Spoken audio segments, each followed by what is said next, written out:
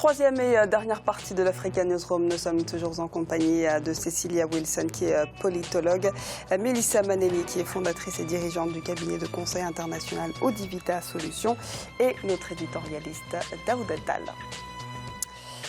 Encore un grand projet d'infrastructure attendu avec impatience par les Ivoiriens, celui de la réhabilitation de la baie à Cocody à Abidjan, la lagune débrayée dont les eaux sont polluées à cause de crues à répétition, fait face à un désastre environnemental. Mais la baie de Cocody, lieu symbolique de la capitale économique ivoirienne, va bientôt connaître une nouvelle jeunesse. Des travaux sont en effet en cours sur la lagune. Reportage d'Olivier Conan, correspondant en Côte d'Ivoire. Vers la dépollution complète de la baie de Cocody à Abidjan, la capitale économique de la Côte d'Ivoire. Les travaux d'aménagement de la baie de Cocody ont démarré en janvier 2016. En plus du dragage et de la dépollution de la lagune, il est prévu la construction d'une marina et d'un parc urbain. Ces travaux sont le résultat de la coopération sud-sud entre le Maroc et la Côte d'Ivoire. Le roi Mohamed VI a assisté à la signature de conventions entre les parties ivoiriennes et marocaines pour la réalisation du projet. Nous sommes heureux du savoir-faire de cette entreprise marocaine, après le travail qui a donc été déjà fait à Marchika, là, de voir dupliquer quelque chose de si important que ça. De ce que nous avons pu retenir là, c'est que d'ici le 7 août 2017, cette première partie va être livrée, y compris la marina. La zone de travaux jouxtant les communes du plateau et de Cocody était envasée avec des inondations en cas de pluie. La lagune est également fortement polluée. Les travaux de la baie de Cocody vont résoudre ces problèmes. Le premier problème à régler, c'est la dépollution de la baie de Cocody. Le deuxième problème, c'est que lorsqu'il pleut, toutes les eaux qui sont charriées donc, du nord d'Abidjan transportent donc du sable qui vient se déposer dans la lagune.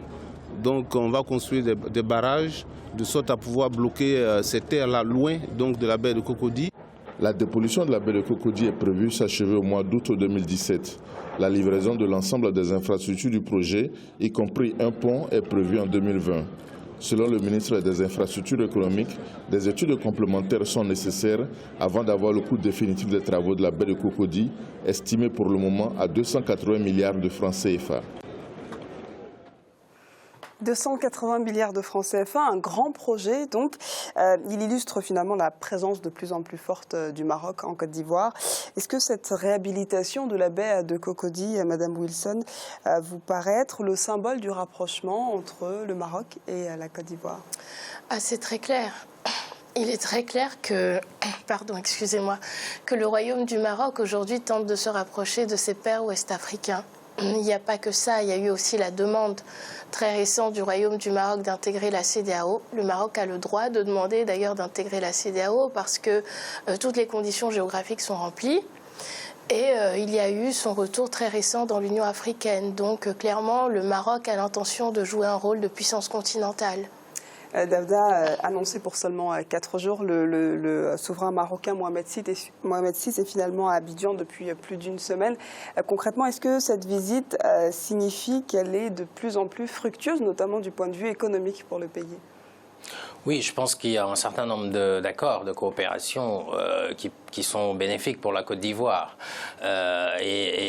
Bon, la preuve, ce projet dont on parle, je pense que d'un point de vue touristique, la Côte d'Ivoire est en train de relancer son tourisme, profitant d'une baisse au niveau des pays du Maghreb, d'abord le printemps arabe, ensuite les questions liées au terrorisme, et de l'autre côté le Sénégal aussi, où le tourisme a baissé. Je pense qu'il y a un certain nombre de pays comme ça qui se positionnent, dont la Côte d'Ivoire.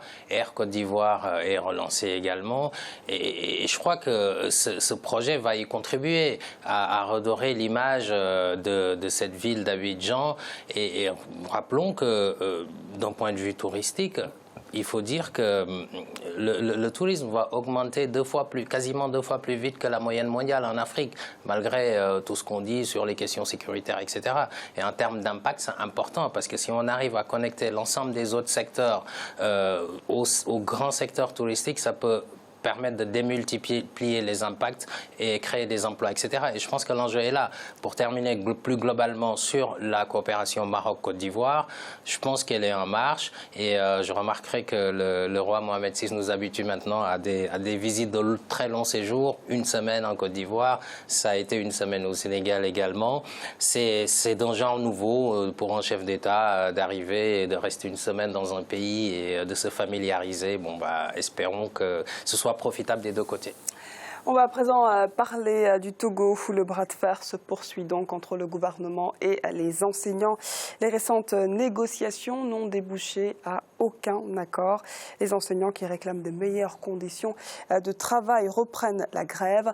Un mouvement largement suivi à Lomé, la capitale, mais aussi à l'intérieur du pays. Reportage d'Aimé Fakofi, correspondante au Togo. Au Togo, la grève des enseignants se poursuit. Ainsi en a décidé la coordination des syndicats des enseignants du Togo sur l'ensemble du territoire. De Saint-Cassé à Lomé, les cours ont été paralysés, entraînant des mécontentements d'élèves dans certains établissements scolaires. Pour y faire face, un groupe de travail a été initié par le gouvernement.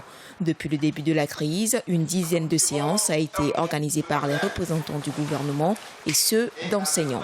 Le groupe a estimé que cela prendra un certain temps avant d'adopter le statut particulier. Et donc, le groupe recommande que le statut particulier soit adopté dans les 6 mois qui viennent, à savoir avant la prochaine rentrée scolaire. Et quand nous disons la prochaine rentrée scolaire, il ne s'agit pas des rentrées scolaires intermédiaires.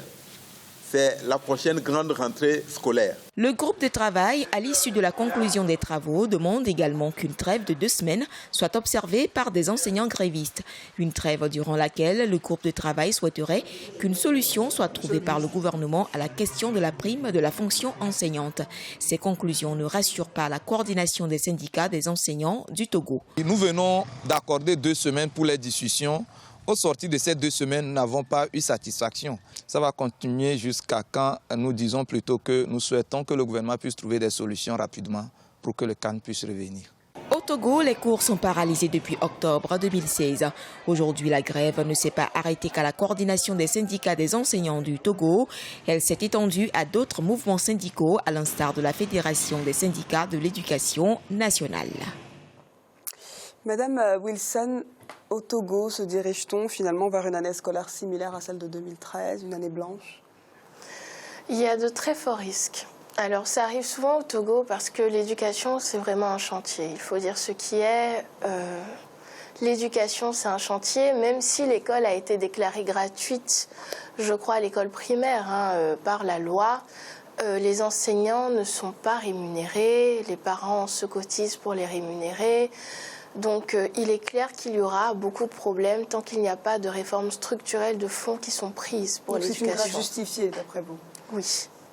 Daouda, la nouvelle grève qui est lancée intervient au lendemain des travaux au sein du groupe de travail sur le secteur éducatif mis en place par le gouvernement afin de trouver une issue. Mais finalement, aucun accord n'est encore signé. Pourquoi ça ne fonctionne pas? Pourquoi ce dialogue est aujourd'hui au point mort? Le dialogue est au point mort parce qu'on prend les choses à la dernière minute. Je pense que le dialogue social, c'est quelque chose qui doit se faire dans le temps. Tout le temps. Il faut tout le temps dialoguer avec les syndicats pour déterminer la politique de la nation en termes d'éducation. Mais ce qu'on constate au Togo ou ailleurs, on a vu aussi d'autres cas, c'est que c'est un petit jeu qui se passe entre les syndicats d'enseignants et l'État. On attend que les enseignants soient en grève et dans la rue pour pouvoir négocier. Et des fois, on signe des accords que l'on n'applique pas. Parce qu'il faut remarquer également que, bon, là, il s'agit des primes qui sont réclamées pour les enseignants, d'intégrer les auxiliaires enseignants dans la fonction publique. Et vous savez, si on intègre un enseignant auxiliaire dans la fonction publique, ça a des répercussions sur le budget. Sur le budget, puisque maintenant la personne est fonctionnaire et qu'il faudra la payer. Le pays n'en a pas les moyens, d'après vous? Voilà, le pays pourrait en avoir les moyens, sauf qu'il faut revoir le train de vie des États. Mais il y a aussi les politiques, tout ce qui est Fonds monétaire international, etc., des programmes qui sont signés dans le cadre de l'aide publique au développement et qui empêchent ces États-là de grossir la masse salariale de la fonction publique. Et là, on est typiquement dans ce type de cas. Le gouvernement, ne sachant pas comment trouver les moyens à terme, ne s'engage pas véritablement pour institutionnaliser dans le budget des primes, pour intégrer dans la fonction publique des auxiliaires, etc. Et c'est là le problème. Mais je pense que ce problème-là n'est pas encore fini, malheureusement. Jusqu'où alors ira cette grève, d'après vous, Madame Wilson? On risque d'avoir des classes vides, avec des élèves très énervés qui risquent de sortir et de déloger leurs camarades d'autres écoles. Et si ça ne s'arrête pas là, on risque d'avoir une crise politique comme en 2005. Madame Manelli, plus globalement, est-ce que vous pensez que prendre en otage les enfants, finalement, puisque c'est le cas, c'est une solution pour revendiquer certains droits, comme obtenir de meilleures conditions de travail pour les enseignants? Justement, le problème, c'est que c'est toujours les enfants, finalement, qui en pâtissent le plus, parce que c'est eux qui passent des années blanches et qui perdent, justement, cet avancement dans leurs études qu'ils pourraient avoir. Donc, il y a différentes choses, différentes manières de pouvoir amener les choses. Comme l'a dit tout à l'heure votre collègue, c'est un dialogue qui doit être sur la durée. Mais c'est vrai que chez nous, on fait les choses un petit peu à la dernière minute. Donc, à voir comment ça va se passer, mais en espérant que voilà, les choses puissent avancer au mieux, au moins pour le bien des enfants. Daouda, finalement, de façon globale, le cas du Togo n'est pas un cas isolé. On voit des grèves autour des enseignants dans plusieurs pays africains. Aujourd'hui, qu'est-ce qui bloque? Quelles sont les principales causes? On revendique souvent de meilleures conditions de travail un peu partout. Et finalement, les grèves se multiplient un peu partout. Une solution miracle? Solution miracle, le tout c'est d'essayer de réduire d'être efficace dans la dépense publique. On sait très bien que les États africains dépensent plus qu'ils en ont en termes de moyens. Donc rationaliser la dépense publique, ça serait la meilleure solution. Soit on fait ça, soit on augmente la taxation, c'est-à-dire la fiscalité, soit on... Et là on va créer des mécontents. Exactement. Soit on emprunte davantage et à la charge de la dette. Donc ça pose problème, soit on demande de l'aide publique au développement. Tout est une question de budgétisation. Je ne connais pas véritablement de pays africains qui a un budget qui est équilibré, sans déficit.